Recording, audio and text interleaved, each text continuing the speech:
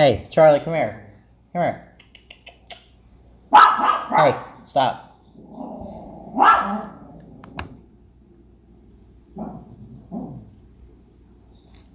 What's up, everybody? Christian Ballard here with Ballard Sports Media. Here with another episode of Off the Court. It's episode 3 or 4. I think, hold on, I can pull this up real quick. I think episode 4 of Off the Court. So, welcome. Not a whole lot of news. First off, I would have done this a little earlier, but, yeah, I had some school stuff and everything, and so, finally getting around to it. So, I'm going to be talking mainly some college basketball. I know we normally talk the NBA most of the time, but there's a little bit more college talk. So, but before that, we do have some news for the NBA. Let me take that down. That's for later. Let me type this up. I really wish I could make multiple of these, many of them, and just like they're already written and everything. I just gotta pick them. But anyway, so are the Lakers the best in the NBA right now? Let's talk about that. Go ahead and get into it. Well, it's always debatable when you talk about who's the best in the league, who's the best here, right? If the championship has not been played. And it's actually close. Well, you have at the top, of course, the Milwaukee Bucks in the Eastern Conference. They're 46-7. The Lakers are 40-12. They're at the top of the Western Conference. Well, okay, so you look at the records between these two teams: 46-7 for the Bucks, 40-12 for the Lakers, right? Those aren't really that close in record, obviously, but they are the two best teams, both respectively. Milwaukee and the Lakers at the top of their conferences, right? I think it is close. If you're looking outside of, let's say outside of the record, right? You want to look at talent on the team, and you want to look at, I guess basically overall talent, right? You look at that. So,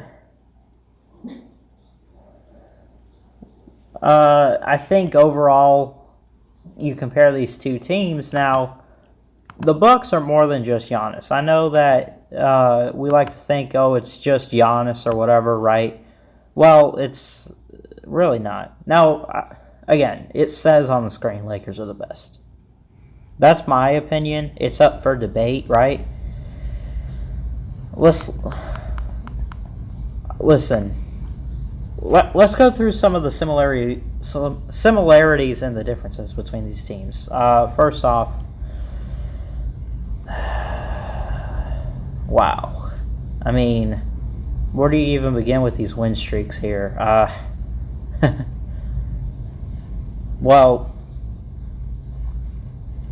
the Lakers have played in 62 games so far this season. The Bucks have played in 63. Which I really don't understand all that. How do some NBA teams play a lot more games than other NBA teams? Does anybody know? You let me know.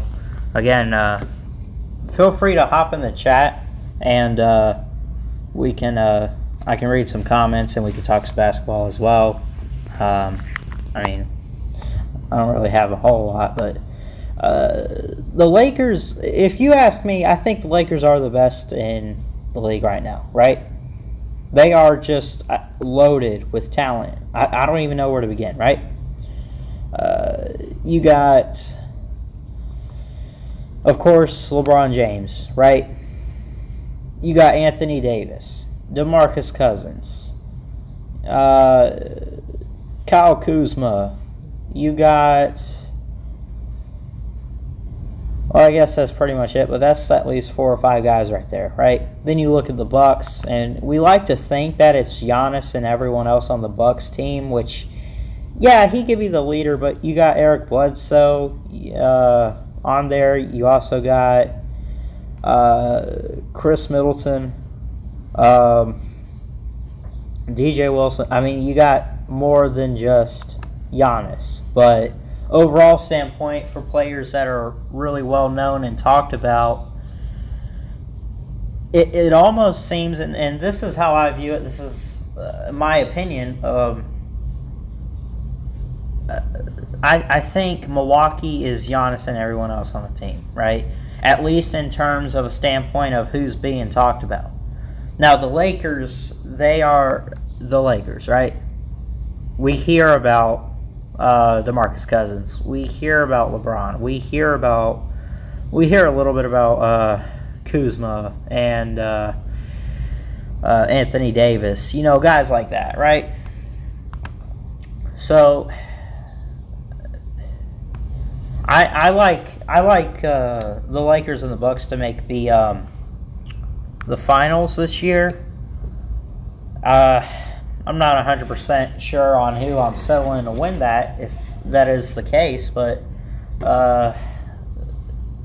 it could be the...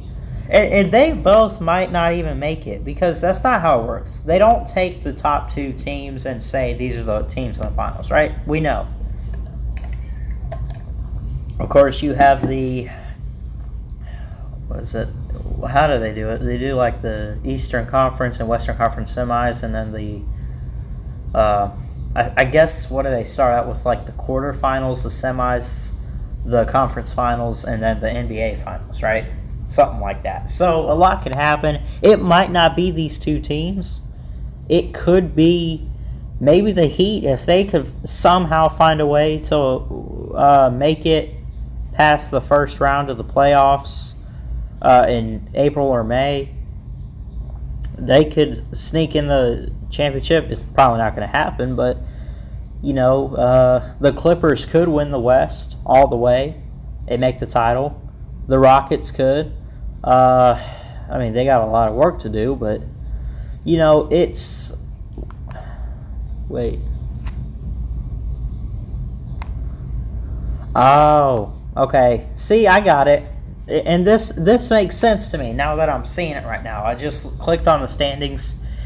I was looking at conference. There are divisions. As far as the Eastern Conference goes, there's the Atlantic, the Central, and the Southeast. And as far as the West, it's the Northwest, Pacific, and Southwest. And when you look at it, so, okay, I'm going to show you guys real quick what it is showing me right now. Hang on. If I can. That's too small. But I think, and I would assume this is how it is, but they number the teams in the standings and how you would look at it overall. Computer's being slow, but it's, I guess, the top 8 teams, and when you look at it, you know, 1 through 8, those 8 teams, and they have a number next to their parentheses, that's like saying they're the top seed in this conference or whatever, right? You know, of course, those teams go and they make the playoffs, the postseason, right? So, anyway, I just wanted to talk about that. So, are the Lakers the best in the league? It's debatable. I think you could easily make an argument for it. You could easily try to make an argument that LeBron's the best, probably the best player to ever play basketball. That's up for debate. How he is right now, you know, but I mean, there are Anthony Davis, DeMarcus Cousins, as I already mentioned before, you know, there's a lot of talent. But a lot of basketball left to be played in the NBA and college. So, anyway, speaking of, let's go ahead. I want to move past the NBA real quick, and I do want to get into some college ball. So, let's see.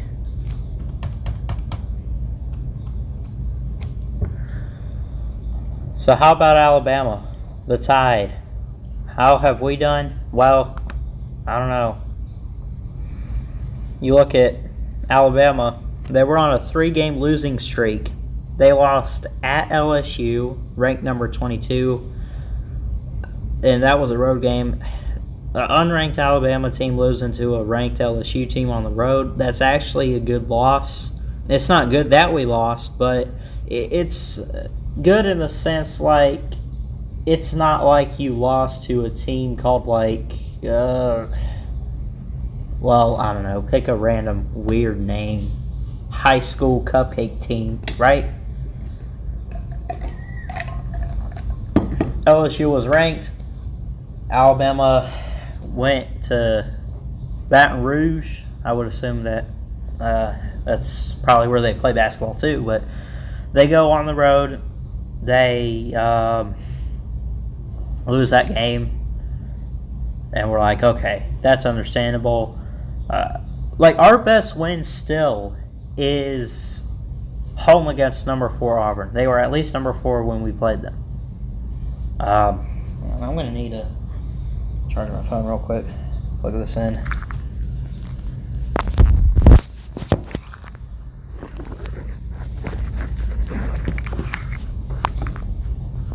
There. And now that's moving, but whatever. So,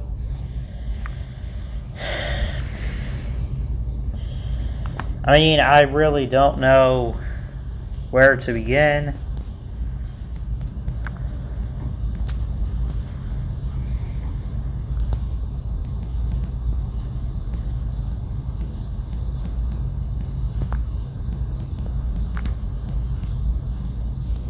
There. Put that up there. So anyway, they just beat Georgia on the road. Now, I don't know if Georgia's good or not in basketball. I really don't. They were unranked. Bama goes on the road to Athens and beats them in overtime, 105-102. A good road win, I guess. Let me see this record right here. Oh, that's not that good of a win. They're 2-8 in conference play, right? What is this? They're 12-11 overall. Okay. They are only above Vanderbilt, right? And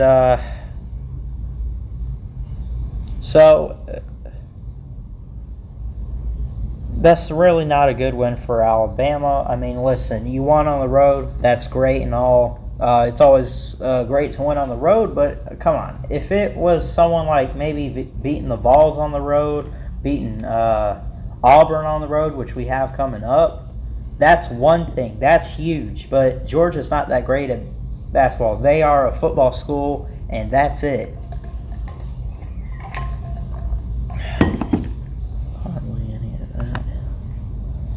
So, Alabama, it's a good win, I guess. At least you didn't lose this game, but we are still far from where we want to be, far from a tournament team. They're great talent, don't get me wrong. I'm not trying to take anything away from guys like Kyra Lewis or Shackelford or John Petty.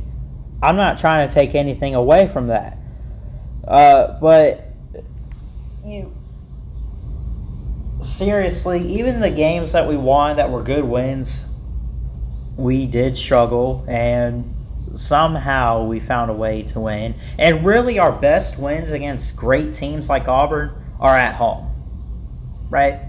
But man, Alabama on the road is not that great, which has me a little bit concerned, because tomorrow night, 7 o'clock, at Auburn, who is really good at home.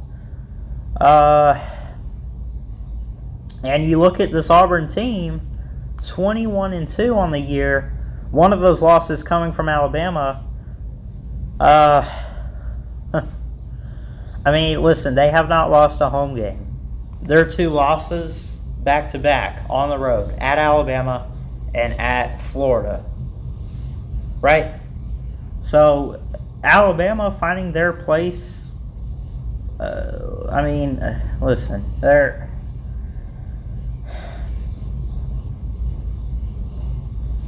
13-10.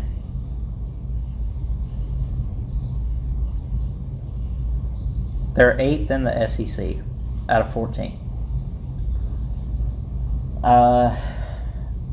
There's still a lot of work that needs to be done. It could be worse, right? I really wanted to say it could be worse. We could have lost to Auburn at home, but Auburn's a great team that would have been understandable, right?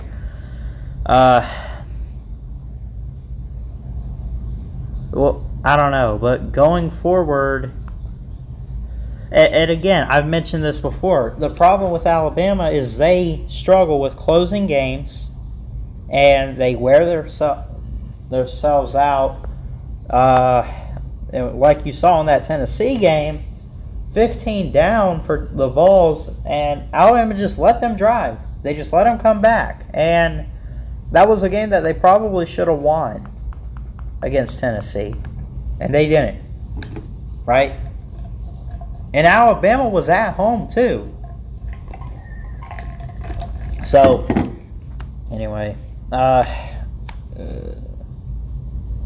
listen, there's still quite a bit left to be played. I do think, though, that Nate Oates, listen, I have seen that he is the right hire for Alabama, right?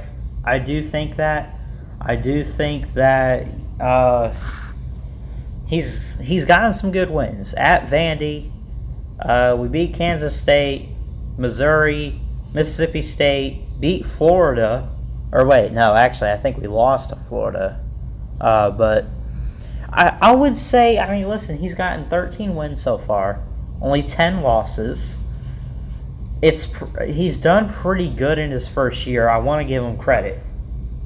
But I'm worried for Alabama in the sense that next year, will he have the same record? Will we see the same kind of Alabama team that we've seen so far this year? Will it be worse? That's what worries me about Alabama right now. Okay?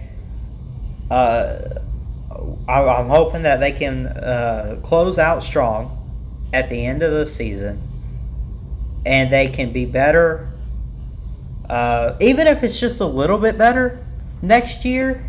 I'm not going to be upset about that. Oh, they only improved only a little bit, and they only won like 2 more games than they won last year. Okay, well, it's a start for the Nate Oates era. So, anyway, moving on past that, go to bracketology, as they call it. Let's see. The ESPN bracket. Let me see. Where did I find it? I found this earlier.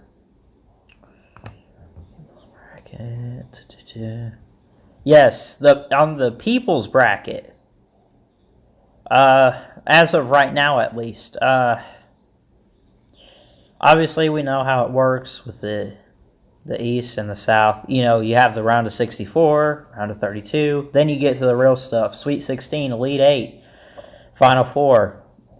Let me show you this. Let's start with the... you probably could care less for the 64 and 32, but the Final 4... let's see. I'm a bit confused on this. Crap. Okay, so the Elite 8. Let me find it, because it's so weird how they set it up. Or it's not weird, it's just the columns don't line up all that much. Okay, so the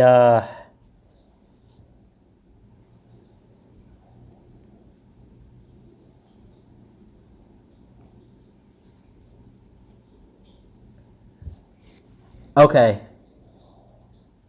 So if I look at it right, whatever. The Final Four is Duke and Gonzaga and Virginia and North Carolina.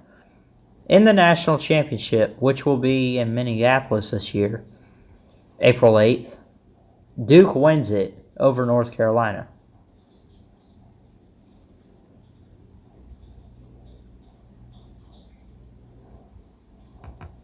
Oh, okay. So I was looking at, because they have it top to bottom as well. You have the East, the South, the Midwest, and the West. It was on both the top and the bottom. That's what it was confusing me on. But, so, let's see. I guess North Carolina beats Kentucky, advances to the Final Four, beats Virginia. As for Gonzaga, beats Michigan, goes to the Final Four, falls to Duke. Those two games in the Elite Eight, of course. Just go on ESPN. Go to the men's basketball. Click bracketology, and you can find the tournament challenge. You'll see the bracket, but the bottom line is they have Duke winning it all this year. Duke is a basketball school. First off, I know we like to talk about the ACC being a terrible conference. Oh, Clemson, they don't play nobody. Yeah, they're a good team, but where's the proof of it other than the playoffs? How do we know they're not, cheating in the playoffs and blah, blah, blah? How do we know if they're actually really good? Clemson is a good team, right? Yes, they play in a bad conference, but some people like to think that just because a conference is bad in one sport means it's bad all the way around. I can assure you that is not true. Absolutely not. Right? Duke is terrible at football, but they are baller, just straight incredible at basketball. Got a lot of great talent. Who's that one kid? Isn't I think Zion Williamson with the Pelicans, looking like the best rookie to ever come out of that college. He was at Duke, I think. Or was he? Yeah, I think it was at Duke.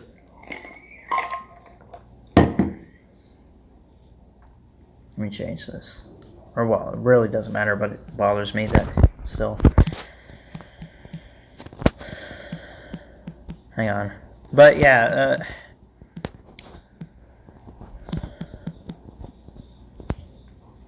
so Duke beats Gonzaga in the Final Four.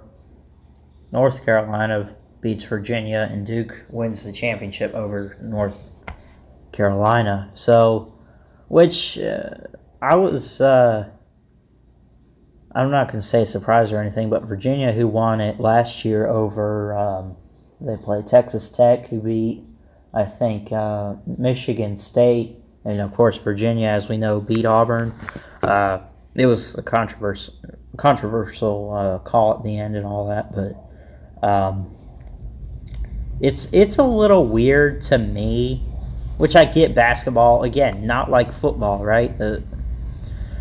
It's weird to see the team that won the tournament and is the defending champion of the men's basketball ranked so low, which even the Virginia isn't even ranked right now. They've gotten some votes, but they're not even ranked right now. They won the championship last year. It's so weird to me to see. It's so weird to see a team who is coming off a national title or a Final Four or whatever, right? And yet they're not even close to it. They're not even, well, okay, so yeah, they have Virginia in the Final Four. I honestly don't know if they'll make it or not. I really but it's weird to see a team not ranked but yet be favored to possibly repeat as a champion. or be the defending champion and not be ranked, or like if you are a favorite to win it all, to make a tournament or anything, wouldn't you be ranked at least at the moment when you're a favorite, right? I think you guys get what I'm saying. It would make sense, right? It's just weird to me, so.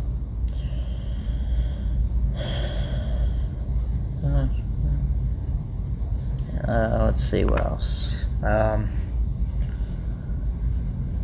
The SEC right now, though, is a battle between Kentucky and Auburn. I think those are the top two. First off, they're ranked respectively, Auburn at 11 and Kentucky at 12. Both can still make the tournament, but who will win the SEC? That's the real question. I'll be honest, as a Bama fan, I might regret saying this, but I like Auburn to win. Oh. No, but I'll be a sportscaster and be fair here. I do like Auburn to win it. Kentucky, yes, but I really think that I mean, listen, I really don't know. But if I had to pick right now, probably Auburn. I think they got a little bit better talent. They probably would have a slight edge. And I could be wrong. I could be right. I don't know. But, we will have to see. Again, I think the... let's see. So round of 64 for the tournament starts March 21st. And that goes... So round of 64 is March 21st and 22nd. Wow, that's a lot of games in 2 days. Round of 32 was the 23rd and 24th. The Sweet 16 is the 28th and 29th. The Elite 8, March 30th and 31st. And the Sweet... Oh, wait. No, that's repeating backwards. So, the Elite 8, the 30th and 31st. So, then the Final Four, I think, let's see, is on April 6th. And then in 2 days later is the championship. So, the championship is April 8th. In Minneapolis. So, that's on a Wednesday. I got church that night too, but so we'll see. But anyway, I really don't have much else to talk about. But it's like, anyway, Alabama's not making it this year, but I do like Nate Oates. I think he is a good hire. Could potentially win a title. I don't know. I'm not going to go ahead and call it. You can call stuff like, oh, they'll make an invitation or at least get to a Sweet 16. That's one thing. But if you're going to call that they're going to win it all, you better have the money to back that up.